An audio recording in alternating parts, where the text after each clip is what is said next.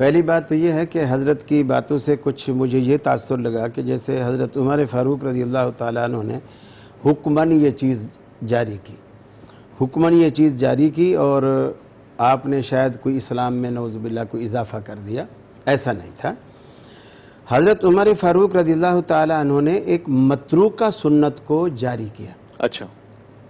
میں نے عرض کیا کہ رسول اقدس کے زمانے میں 3 دن جماعت ہو چکی تھی، صحیح، اس متروکہ سنت کو آپ نے جاری کیا، اور اسی کو آپ نے ان الفاظ سے تعبیر کیا نعمت البدعۃ ھذہ، کہ یہ کتنی خوبصورت نیا طریقہ ہے جو میں نے بتایا، یعنی لغتاً اس کو بدعت جسے آپ کہہ رہے ہیں، بدعت وہی وہ اصطلاحی بدعت نہیں، اچھا لغوی بدعت۔ اچھا، لغوی بدعت، جیسے اللہ کہتا ہے اللہ بدیع السماوات والارض، اچھا، اللہ نے جو زمین آسمان کو پیدا کیا ہے اس کے لیے اللہ نے اپنے لیے لفظ بدیع کا استعمال کیا، اچھا، یعنی نئے سرے سے، پہلے سے یہ چیز بنی ہوئی نہیں تھی، نئی چیز تو پھر بدعت ہی ہوئی نا، لفظ معنی تو وہ رہا، معنی وہی ہے۔ صحیح، میں یہی کہہ رہا ہوں کہ اصطلاحی معنی جو ہے وہ یہاں مراد نہیں ہے، اچھا، خیر ہے، نئی چیز ہے، خیر کی ابتدا ہے، ٹھیک، ہاں، یعنی وہ بدعت جو ہمارے ہاں معروف ہے اصطلاحاً اچھا، کہ وہ سنت کے مقابلے میں ہوتی ہے، اچھا اچھا، ٹھیک وہ ٹھیک، سنت کے مقابلے میں ہوتی ہے، اور وہ کل بدعت ضلالہ، اللہ کے حبیب نے فرمایا کہ ہر بدعت گمراہی ہے، اچھا، ہر بدعت، تو یہ وہ چیز نہیں تھی، متروکہ سنت کو انہوں نے جاری کیا۔ تیسری بات یہ کہ علم الروات کا سلسلہ ایک ایسا ہے، پھر جس طرح انہوں نے نماز کا بھی جیسے ایک طریقہ اب 40 نام جی، بندہ لکھ کے نماز میں، تو اس کا سارا ذہن مومنین کی طرف ہی گھومتا رہے گا، اللہ کی طرف تو نہیں جائے گا۔ وہ معرفت جو آپ تلاش کر رہے ہیں جی، وہ معرفت آپ کو کہاں سے حاصل ہوگی؟ سارا ذہن ہمارا اسی میں لگا رہے گا۔ 40 بندوں کی، اب ہم نے 20 پھل کھائے ہوتے ہیں، جی، اچانک آپ پوچھ رہے تھے قاری صاحب کوئی 5 سے پھلوں کے نام بتائیے، صحیح، ہم 3 تک جاتے ہیں، آگے گنتی رک جاتی، بھول جاتا ہے، فوری طور پر ذہن میں نہیں آ رہی ہوتی بات۔ ٹھیک، تو 40 بندوں کے نام، اور پھر اس کے اندر بخل ہے اچھا،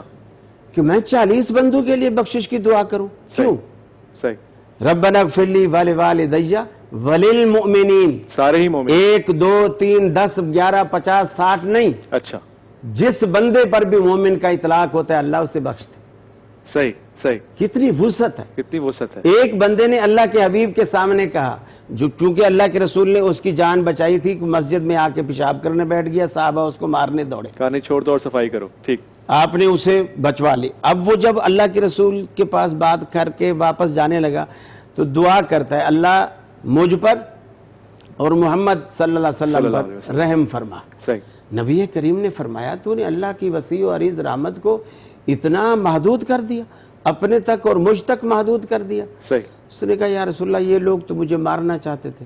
میری جان تو آپ نے بچائی ہے نا، صحیح، اس لیے میں تو اللہ کی وسیع و عریض رحمت کو 10 12 15 بندوں کے لیے 40 بندوں کے لیے وقف نہ کریں۔ وہ کہہ رہے ہیں 40 سے زائد بھی ہو سکتی ہے، وہ یہ کہہ رہے ہیں 40 سے زائد گنتی کیوں کریں ہم؟ کم سے کم 40، کیوں گنتی کریں؟ چلے سے نفرت ہے۔ دیکھیے اگر ہم نے اتفاق سے بعض دفعہ شادی کارڈ جب بھیجے جاتے ہیں نا، جی،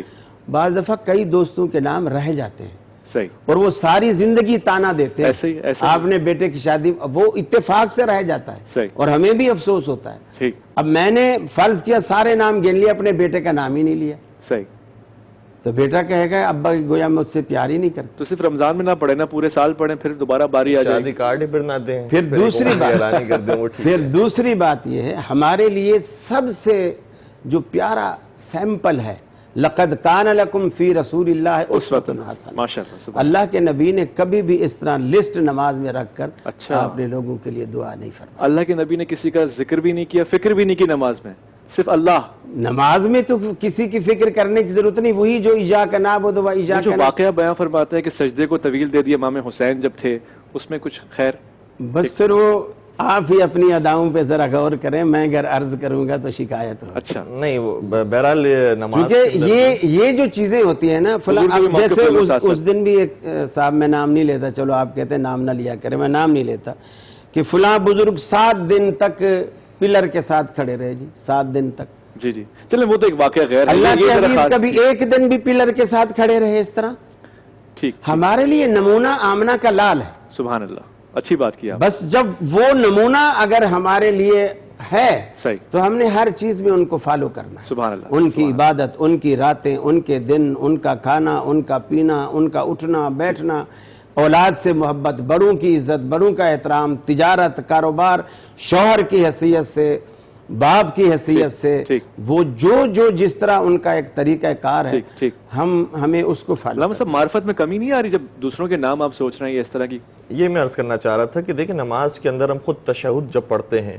تو نبی اکرم کا نام گرامی آتا ہے، ساری مشکل آسان کر دی۔ تو کیا مطلب کہ ہم پروردگار سے نعوذ باللہ اپنی توجہ کو ہٹا کر کسی اور کی طرف مبذول کر رہے ہیں؟ اسی طریقے سے حضرت ابراہیم علیہ السلام اور ان کی آل پر درود بھیجنے کا ذکر آتا ہے، اللہم صلی علی محمد وعلی آل محمد کما صلیت علی ابراہیم وعلی آل ابراہیم انک حمید مجید۔ تو اگر نام آتے ہیں تو ہم تو پروردگار ہی سے لو لگا رہے ہیں۔ مثال کے طور پہ قیام میں سورہ یوسف پڑھ رہے ہیں تو حضرت یوسف کا تصور تو آئے گا، بالکل اسی طریقے سے۔ اور پھر ہم خود دعائے قنوت کے اندر بھی کہتے ہیں کہ ربنا اغفر لی ولوالدی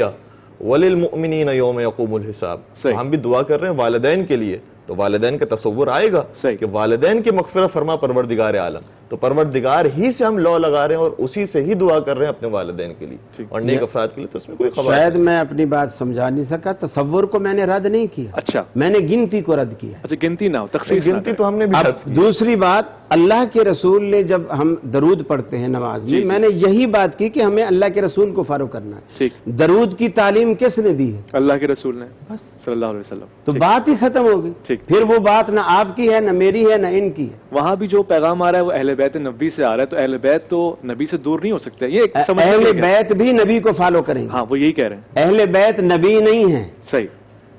نبی صرف آمنہ کا لال، صحیح، معیار وہ ہیں اور گھرانہ جو ہے، باقی ہم سب انہی کو فالو کریں گے۔ صحیح، ٹھیک ہے۔ اگر اللہ کے ہاں اپنی کسی عمل کا، کسی چیز کا